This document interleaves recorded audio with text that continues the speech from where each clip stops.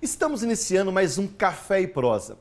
Hoje conversaremos com o militante político da Refundação Comunista, Ronald Rocha, e autor do livro Desvendando Minas, Descaminhos do Projeto Neoliberal.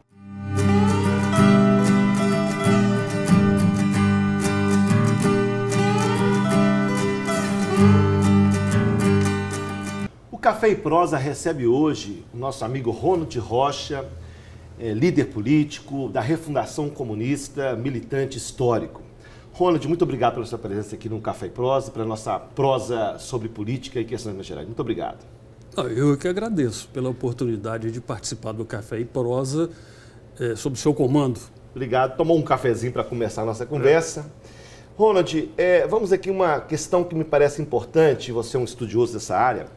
O mundo vive uma crise, a crise do neoliberalismo, a crise do capitalismo, a falta de uma alternativa concreta sobre as perspectivas da humanidade num projeto mais avançado. Como você está avaliando a situação de crise do capitalismo, do neoliberalismo, quais alternativas apontadas para a humanidade nesse próximo período histórico? Realmente o mundo vive hoje uma crise que podemos chamar de civilizatória. Usualmente, na mídia, na imprensa, os comentaristas econômicos tratam a crise como se fosse apenas o seu ciclo conjuntural, a sua eclosão momentânea em um ou outro país, em uma outra região do mundo. Mas, de fato, nós estamos vivendo uma depressão que se iniciou mais ou menos em 73 do século passado, com o esgotamento daquele ciclo virtuoso da época de ouro do capitalismo, no pós-guerra, conhecida como Golden Age, a Idade de Ouro.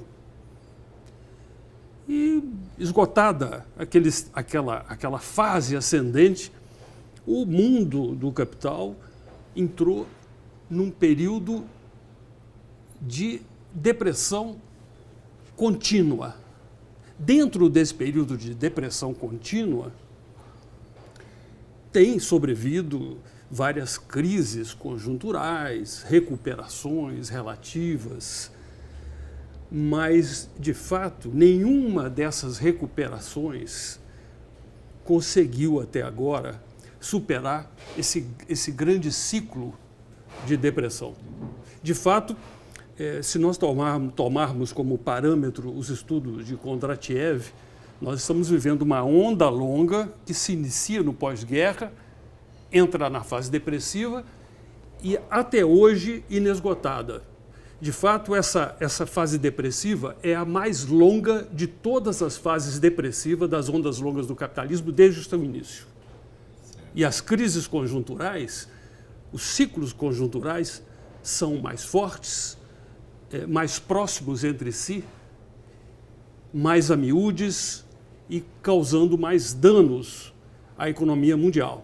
Portanto, o pano de fundo dessa crise civilizatória é realmente a crise do capital, da reprodução do capital. Consequências para os trabalhadores, para as sociedades, uma depressão, inclusive do ponto de vista dos direitos conquistados no pós-guerra. A gente vê a Europa agora como a situação vai agravando e em outros países do mundo, né? Consequências enormes, porque essa crise, a fase depressiva, digamos assim, na onda longa, vem acompanhada de uma reação política.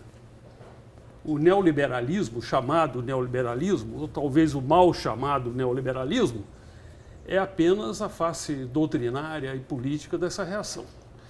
Eu digo mal chamado porque o liberalismo, como doutrina, se esgotou. O laissez-faire, a ideia da livre concorrência, isso já não existe no mundo e nem pode existir.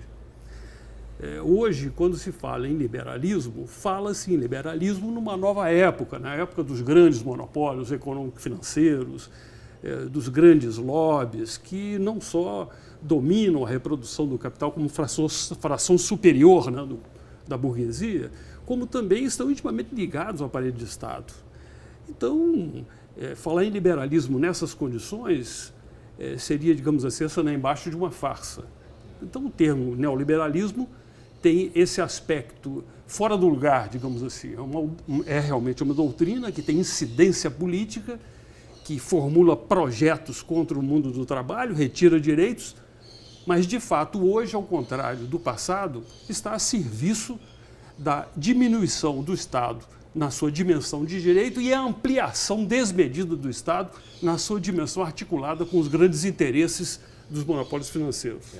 Ronald, a questão do Brasil. Nós temos aí, nos anos 90, foi a aplicação do modelo neoliberal, vivemos o enfrentamento desse modelo e estamos agora há 11 anos de governo Lula e Dilma. Como é que você avalia? Nós superamos o neoliberalismo ou há uma articulação do uma visão neossocial do Brasil? Como é que você encara esse período da história brasileira, período neoliberal, Fernando Henrique Cardoso, e o pós-neoliberalismo no Brasil, Lula e Dilma? Como é que avançam essas questões na sua avaliação? O governo Fernando Henrique e as correntes político-partidárias que se acloparam a esse projeto do Fernando Henrique, que até hoje sobrevivem na oposição conservadora, estava intimamente ligado ao processo internacional de reprodução do capital. E, por isso, se vincularam à doutrina, chamada doutrina neoliberal, e tentaram, tardiamente, em relação a outras partes do mundo, trazê-la para o Brasil. Isso começa com Pinochet, depois vai para... Anos 70, né? Anos 70, depois Thatcher, Reagan, as experiências radicais, no sentido ultraliberal, na Nova Zelândia, em parte da Austrália também.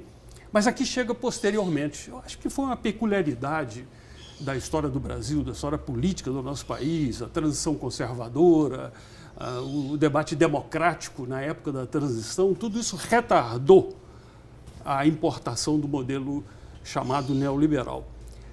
E esse modelo se esgotou, até pelo seu caráter postiço, pelo seu caráter de farsa, ele se esgotou.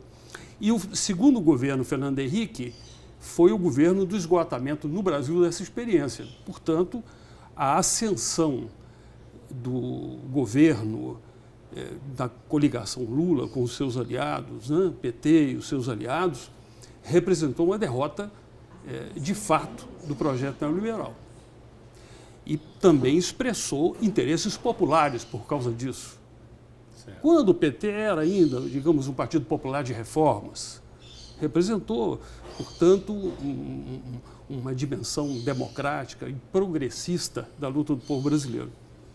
Entretanto, nós assistimos a uma adaptação muito grande do bloco que está no governo, capitaneado pelo PT, à lógica da reprodução sociometabólica do capital no Brasil.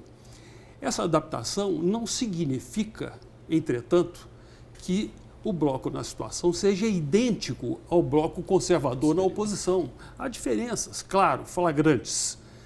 Mas, de qualquer forma, não há uma distinção nas questões essenciais, porque a adaptação do bloco situacionista representou um amálgama do liberalismo com as políticas sociais compensatórias.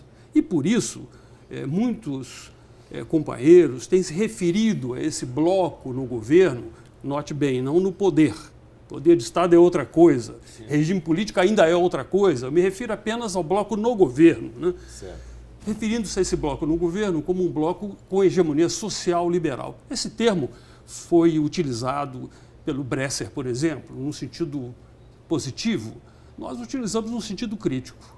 Mas, de qualquer forma, fazemos a distinção entre o social-liberalismo e o liberalismo ultraconservador, clássico, né? O ultraliberalismo, como, por exemplo, aquele que vigora hoje em Minas Gerais no governo. Nós vamos para um pequeno intervalo e nós voltaremos com Minas Gerais no nosso Café e Prosa.